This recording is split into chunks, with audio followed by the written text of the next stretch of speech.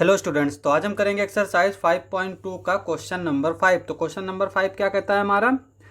Find the number of right angles turned through by the hour hand of a clock when it goes from. यहाँ पे पहला part दे रखा है 3 to 6। तो यहाँ पे कह रहा है कि जो ओवर हैंड है यानी ओवर वाली जो सुई है वो अगर 3 से 6 पे जा रहा है तो कितने राइट एंगल बनेंगे। इसी तरह से बी पार्ट में कहता है कि 2 से अगर 8 पे जा रहा है तो कितने राइट एंगल बनेंगे।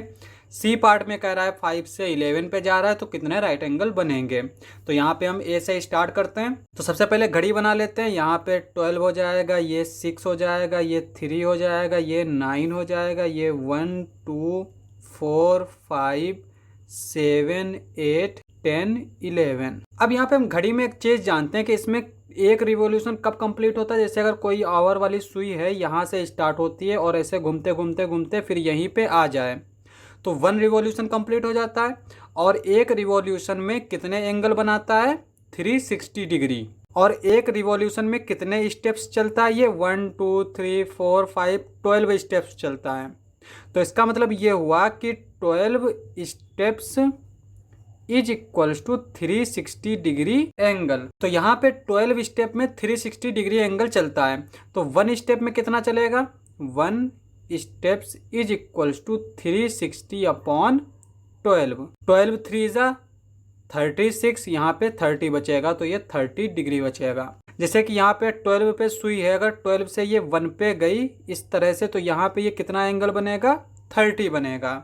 और एक राइट एंगल हमारा कितने एंगल का होता है? 90 डिग्री का होता है।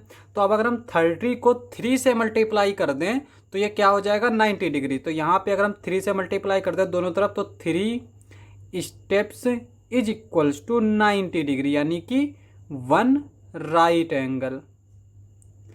तो एक राइट एंगल के लिए 3 स्टेप से चलना पड़ेगा। तो यहाँ पे देखो ए वाला पार्ट दे रखा है 3 से 6। तो यहाँ पे हम 3 पे आवर वाली हैंड बना लेते हैं इस तरह से, ठीक है। अब ये कहाँ पे गया है? 6 पे। तो यहाँ पे ये 6 पे आया है। अब हम इसमें स्टेप्स काउंट कर लें। तो पहले 3 पे था, 3 से 4 पे गया 1, 4 से 5 पे गया 2, 5 से 6 पे गया 3। तो इसका मतलब यहाँ पे इसने 3 स्टेप चला और 3 steps is equals to 1 right angle. तो यहाँ पे हम आंसर में लिखेंगे ए वाले पार्ट में 1 राइट एंगल। तो यहाँ पे ये 1 राइट एंगल बनाएगा। अब यहाँ पे बी वाला पार्ट क्या कहता है? 2 to 8, यानी 2 से लेकर 8 पे जाएगा तो कितने राइट एंगल बनाएंगे। तो हम पहले आवर वाली सुई मान लेते हैं। कहाँ पे है? 2 पे। और ये कहाँ पहुँच गया? 8 पे। तो ये 3 स्टेप पे 1 राइट एंगल बना लेता है। तो यहाँ पे पहले हम स्टेप्स काउंट कर लेते हैं। 1 2 3। यहाँ पे 3 पे अगर आएगी ये वाली सुई तो ये कितना एंगल बना लेगी? यहाँ पे हम डैश डैश कर लेते हैं। पहले यहाँ पे आई, यहाँ पे इसने 90 डिग्री बनाया, यानी कि 1 राइट एंगल बना लिया। उसके बाद में 5 से 6 पे गया 1, 6 से 7 पे गया 2, 8 7 से 8 पे गया 3। तो इसने फिर 3 स्टेप्स चले तो फिर एक राइट एंगल मिल गया यहाँ पे 90 डिग्री का। तो यहाँ पे एक राइट एंगल ये मिला हमें, एक राइट एंगल ये मिला। तो कितने राइट एंगल हो गए?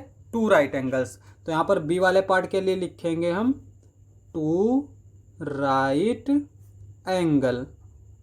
तो यहाँ पे ये 2 राइट एंगल बना लेगा। अब सी वाला पार्ट कहता है कि 5 to 11, यानी पहले जो आवर वाली सुई थी वो हमारी कहाँ थी? 5 पे थी।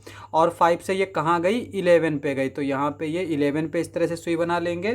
3 steps is equals to 1 right angle. तो यहाँ पे हम स्टेप्स काउंट कर लेते हैं 1 2 3। यहाँ पे जब 3 पे पहुंचेगी ये सुई तो ये कितना राइट एंगल बना लेगा? 1 राइट एंगल बना लेगा। उसके बाद में 1 2 3। तो यहाँ पे जब 11 पे पहुंचेगी तो एक और राइट एंगल बना लेगा। तो यहाँ पे भी कितने राइट एंगल बनेंगे?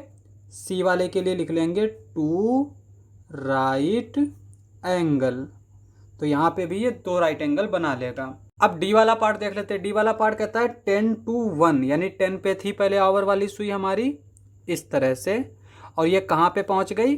1 पे पहुँच गई। तो अब हम स्टेप्स काउंट कर लेते हैं। यहाँ पे देखो 10 से 11 पर गया 1 स्टेप, 11 से 12 गया 2 स्टेप, 12 से 1 पे गया 3 steps. 3 steps is equals to 1 right angle. तो यहाँ पे डी वाले पार्ट में हम क्या लिखेंगे? 1 राइट एंगल। तो यहाँ पे ये एक राइट एंगल बना लेगा।